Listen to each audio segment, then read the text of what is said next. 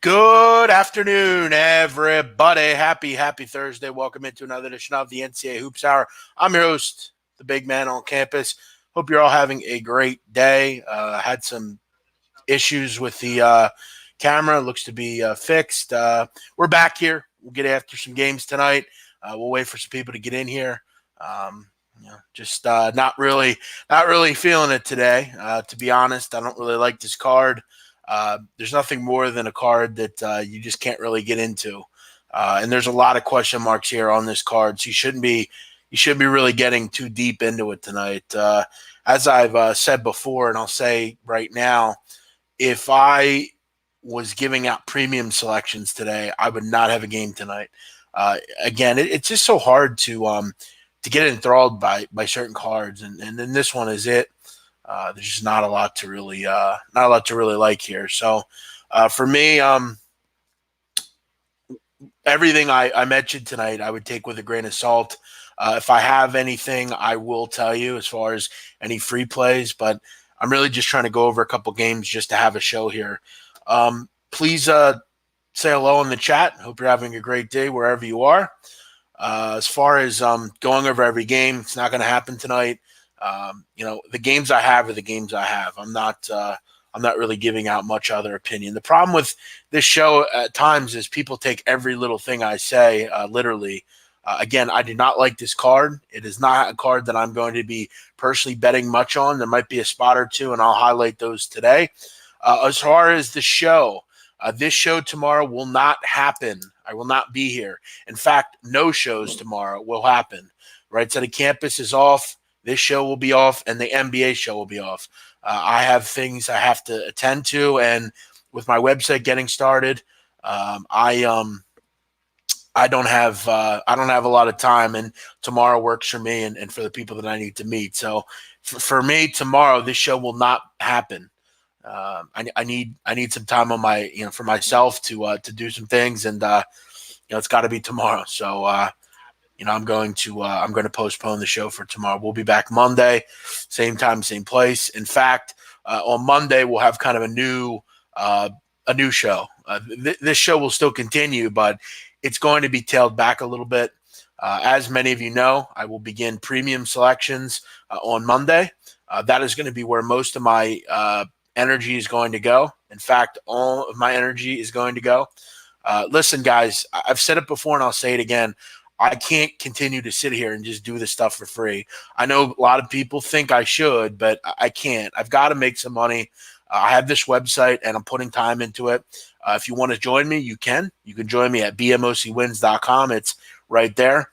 You can buy my picks and you'll get great info, great candor, great analysis, and a lot of cool things along the way. So the show will still continue, but it's not going to be it's not going to be the go-to spot for the best picks. Thanks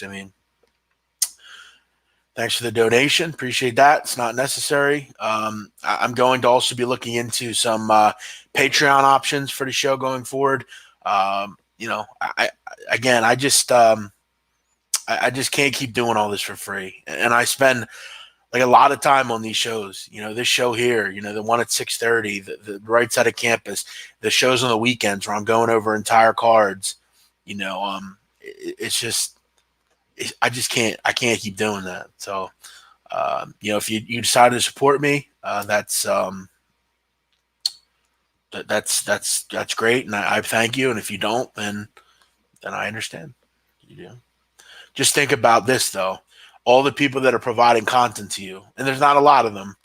There's not a lot of people that are doing these kind of streams, and if they are, you should give them something. You should do something for them.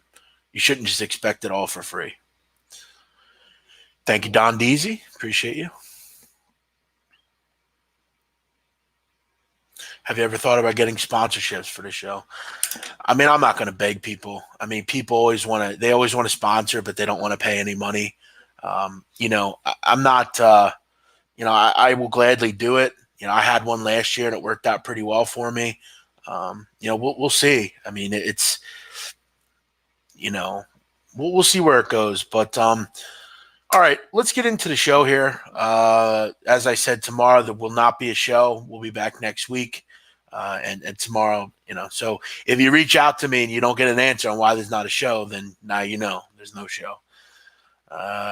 Can you hit on Richmond Vandy? Yeah, it's not on my list. I don't have anything on the game. It's not a game I have an interest in. I don't know who's playing in the game. I don't know if Golden's playing or not. So yeah, I don't have much on that. All right, let me get into the games that I've written down here. Georgetown and Penn State.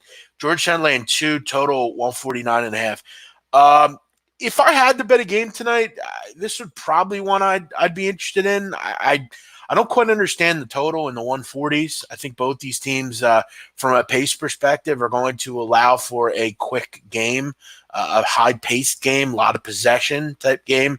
You look at Georgetown, 35th in the country in tempo, possession length, 28th. Penn State's obliging as well. They've been going really quick as well. Both these offenses have looked solid, both top 60 in effective field goal percentage. Neither team's turning the basketball over. Both are good on the glass, creating easy opportunities. Both are pretty good at getting to the foul line as well. So you should have a lot of factors coming in here. Both these teams are deep. They can throw a lot of bodies out there. There's scorers all over the court. Your Sevens, Stevens, McClung, Akinjo, Pickett, Jones, Brockington. I mean, there's plenty of bodies here to score the basketball. And I was surprised to see that this number is not really moved. It's really interesting. You look at Georgetown, I mean, one of their big issues so far has been the three-point line defensively. They haven't been real good there. A lot of Penn State's points have come from that avenue. So, if these teams are knocking shots down, this game should go way over. You're going to get the pace. You're going to get two pretty good offenses here. And you're going to get two offenses that can create easy opportunities under the basket. So, if I'm looking at a game, this is definitely one that I have my eye on. As far as laying the number, or I'm sorry, betting on the over here. Overs are starting to come in college basketball. You're starting to see a lot more higher scoring games. The pace is there. 3-point numbers are starting to tick up as well. So yeah, I'd be looking over in this game. Florida Towson. Florida laying a big number here. I guess the big question is Florida going to score enough points to win this game and to cover? I think they can, but the tempo is not going to be there. These are two teams that, generally are going to go pretty slow. Thing about Towson, very guard-oriented. Brian Fobbs is a really good player. When you play at Towson, the goal is to be physical, rebound the basketball and get to the hoop, get into the lane, get to the foul line. And that's something that last year Towson really wasn't able to do, which under Pat Scarry, it's kind of not normal for this group. Was it going to be easy to get into the lane against Florida? Not really. I mean, Florida has been really good so far defensively, particularly inside the three-point lane and in the half court. So I feel like with Towson, you're going up against a team that can really rebound the ball. They have plenty of bigs, does Florida. I think this is kind of a tough matchup for the Tigers. Could they maybe hang around for a little bit? Maybe. I mean, I think the key to staying in games as a big underdog is to make threes and free throws, which is what the Tigers are able to do. But Florida's at home here. Their defense has really looked good. I feel like this is the game where Florida kind of shows out offensively. I know people just kind of anoint them as they're not good because they got beat up by Florida State, but they put a pretty complete game together against North Florida. They were able to get to 74 in that game. I would imagine they would eclipse or get right to it. The problem with Florida is, in covering a number like this, is they just don't really go at a tempo fast enough to cover big numbers. They're kind of like St. Mary's. They're going to be really deliberate. They're not going to go quick. They're not going to oblige a team that wants to go fast. They're going to make you work in the half court defensively, and they're going to look for the best shot. So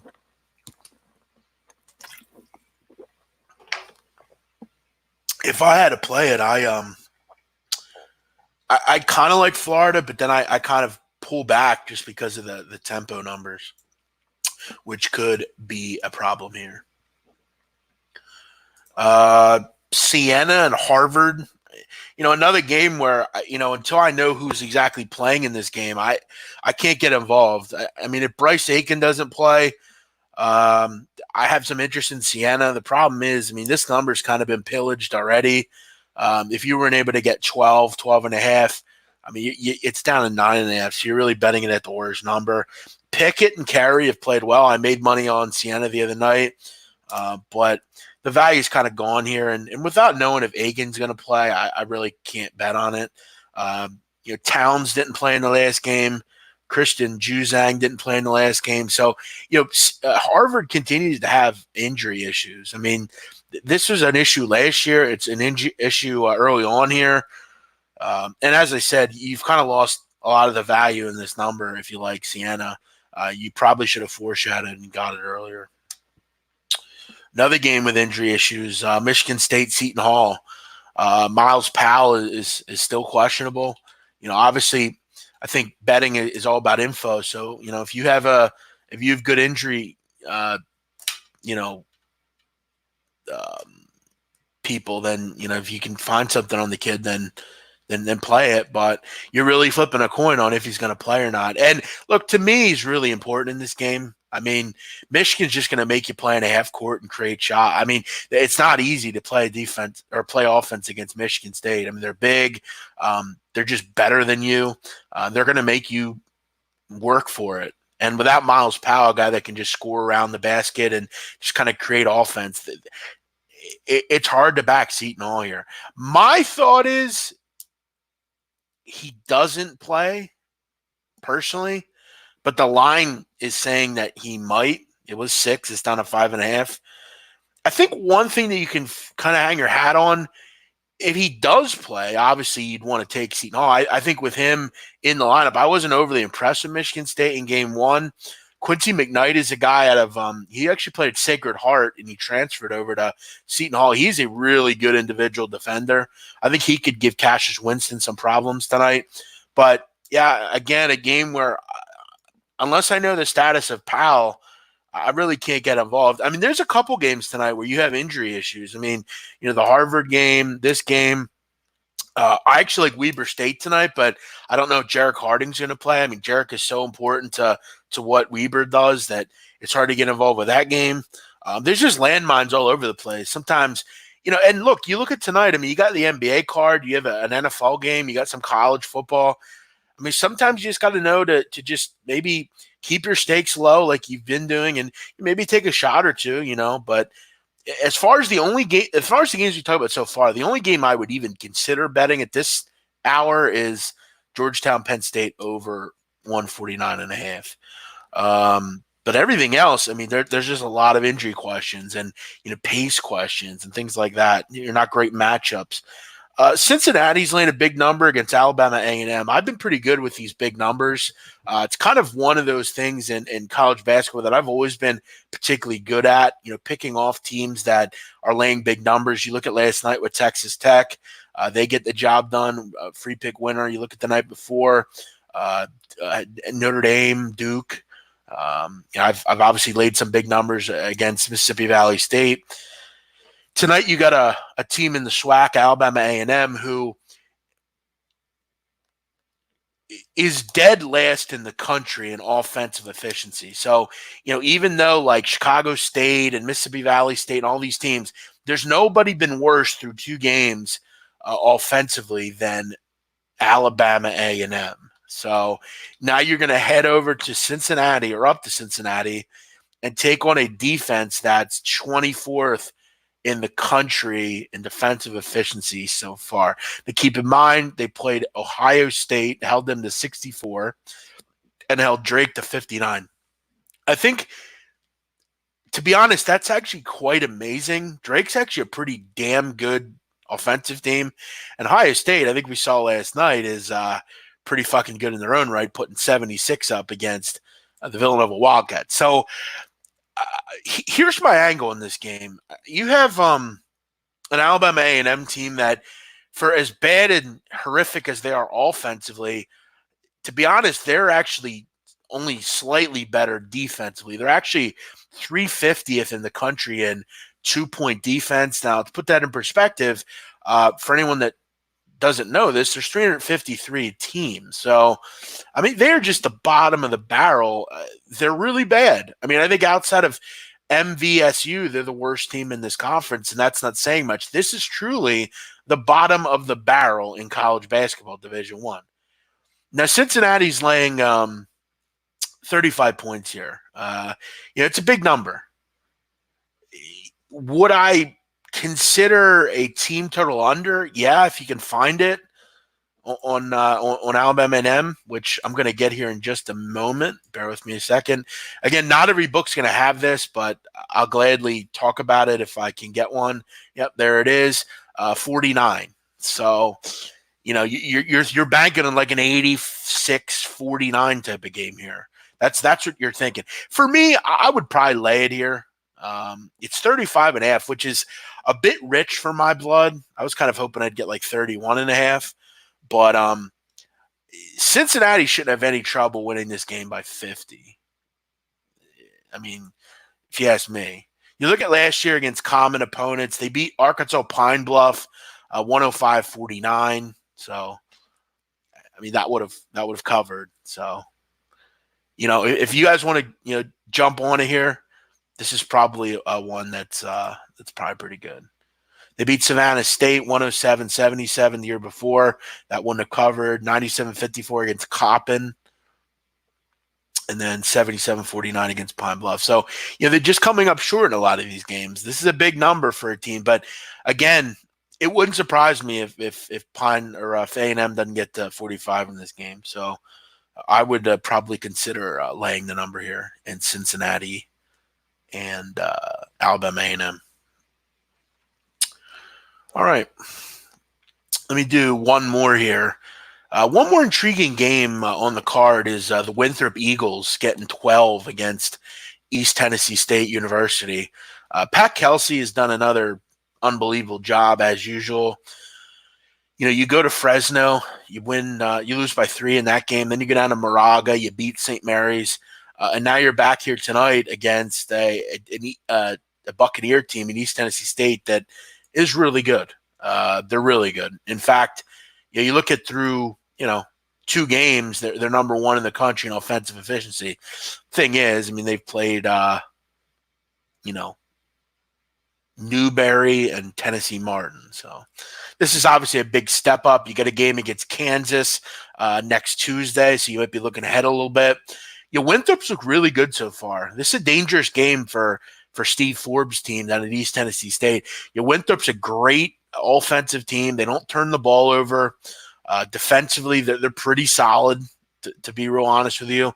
And this is just a real kind of step-up game. You've not played anyone. You look at through 2 games, East Tennessee State is turning the ball over a lot. A lot of young ball handlers on this team that have turned the ball over, which is not normal because they do have some guys that are upperclassmen. Josh Ferguson's playing well for Winthrop. Chandler Yaldrin, they've been playing well. All those guys. So Winthrop's intriguing here. This is an intriguing spot. Deep team. They have some. They have a viable bench that they can go to. Seems like too many points to me, especially with East Tennessee State maybe having one eye on the Kansas Jayhawks. So that might be worth a look. So there you go. That's the games that I have written down here. Other than that, I didn't really find much. If you have some like non-games tonight that you want me to you have some just thoughts on college basketball as a whole or something that you want to talk about, or just sports betting or whatever, you can ask it. But that's just kind of going to be it for the games that I'm looking at here. I considered maybe Moorhead tonight against Presbyterian, but again, this is just a really ugly card. There's not a lot that I really loved.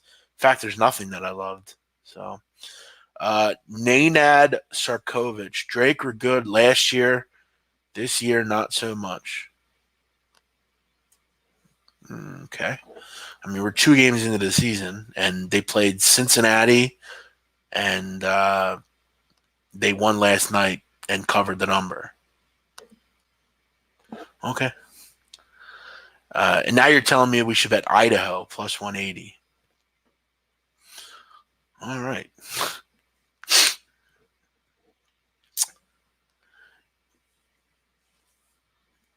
So yeah, that's what I have for you tonight. I'm sure you can notice I'm not really feeling this today. I guess I'm not really feeling it today. I don't know why, but I guess that's what a bad college card does to you. Just gets you not interested.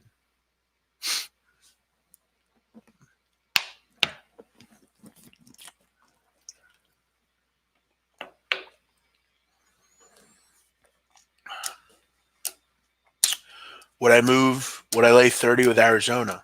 Yeah, again, that wasn't a game I talked about, so no, I wouldn't.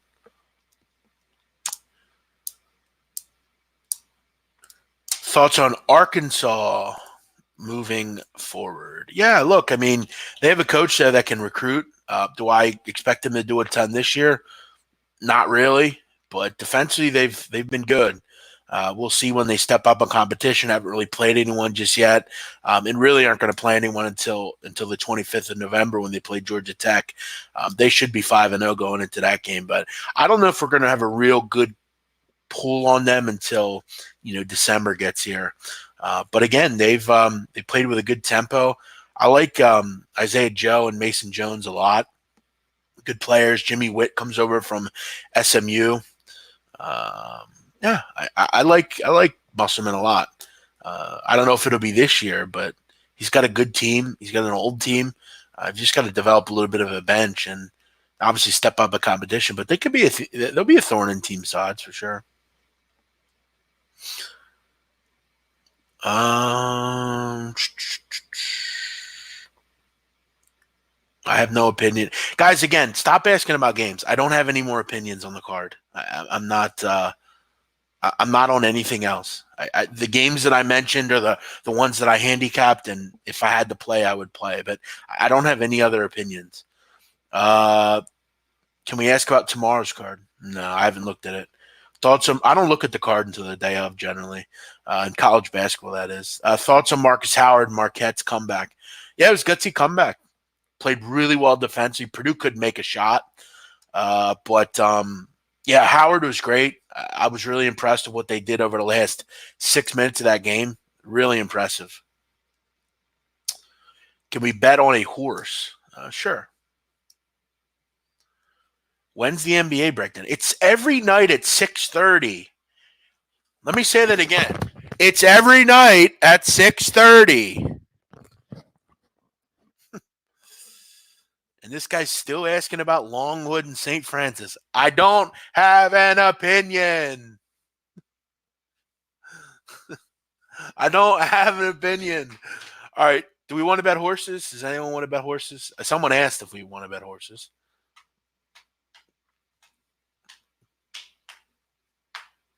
Opinion on live betting? I think it's beneficial. I've started to do it a little bit more. All right, let me look at the race card here. Do we have any Del Mar coming up? My fucking horse got scratched at Del Mar, which sucked. I took a horse that got scratched. Del Mar starting in a minute. Okay, we got a minute to post here at Del Mar. I like the 6 at Del Mar. I like the 6th at Del Mar. I like the 6 at Del Mar in race 5. 6 at Del Mar in race 5. 6 at Del Mar in race 5. 6 at Del Mar in race 5. So I'm getting on that. You've got a minute till post, probably less than that now. The 6 at Del Mar. The 6 at Del Mar in race 5. So if you want to play along at home, I'm going to watch it here live. The 6 at Del Mar, race 5.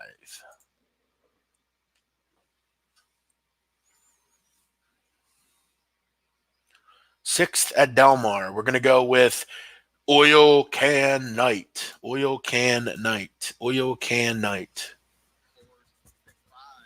And he's 4-5. Great. Just what we want. Fucking hell. Jesus Christ. Why do I always bet these fucking clown horses, man? 6. I mean, I did it quick, so we'll see how it goes. I bet the 6 at fucking even money. It starts right now. If you didn't get it, you didn't get it.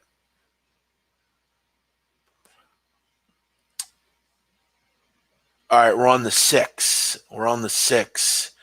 Oil Can Night is the horse name here. All right, they're into the loading dock, and they're off. Here we go. Here we go. We're off. Nice start for the 6. Nice start for the 6. Come on, 6.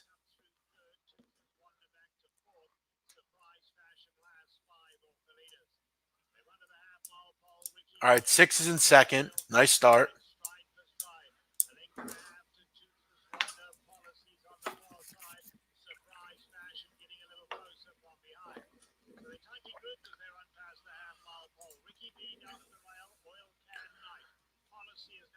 Maybe we'll get to another race after this. All right, 6 is leading right now. We're getting to the turn here. Don't run out of gas, you pony. Look at the 4. Okay, 4. Stay up, 6. 6 is leading, heading into the final stretch. And down the stretch they come. Run 6. Run 6. Run 6.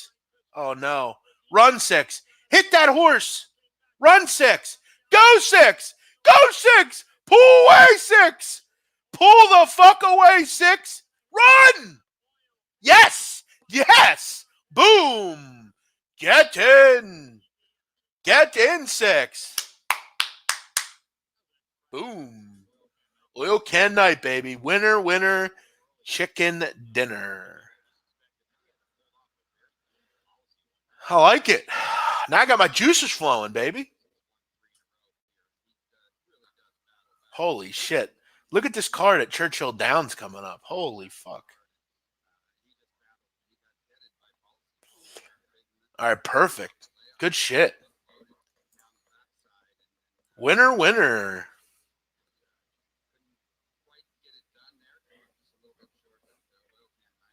That'll work. I mean, it was 4-5, but fuck it. It's money's money. So if you bet, a couple of dollars, you won.